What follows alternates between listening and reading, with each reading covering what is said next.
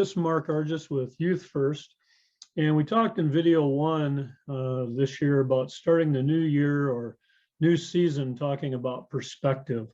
Why do kids play sports? What do you, as a parent, want to see your kids get from playing sports? What are the real benefits of youth sports participation when they are done the right way? And what are some of the risks if performance plays too prominent a role? And speaking of roles, I thought today we'd talk a little bit about the role parents play in their youth sports experience. One of the things I learned from watching and coaching my kids is the best thing I could do is to become an encourager, their biggest fan. I think I did that pretty well as a coach because I was involved in the competitive process and felt like I had some kind of control or at least influence in the experience. But boy, I really struggled with it when I was a dad in the stands and couldn't do anything. This is when I found it most difficult.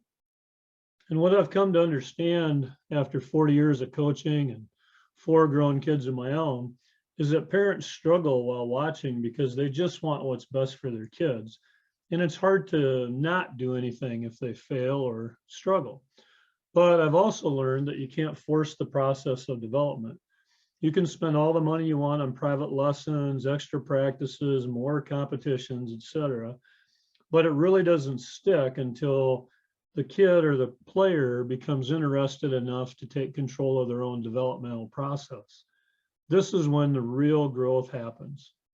And in fact, it reminds me a lot of the story of the Chinese bamboo tree, and I think it's a great analogy.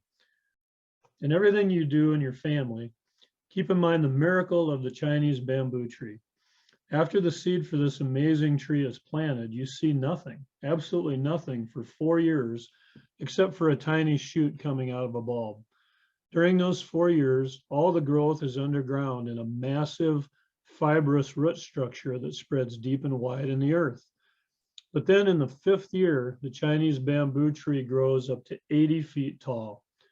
Many things in life are like the Chinese bamboo tree.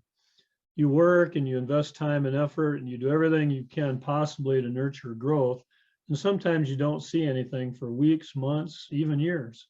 But if you're patient and keep working and nurturing, that quote 5th year will come and you will be astonished at the growth and change you see taking place.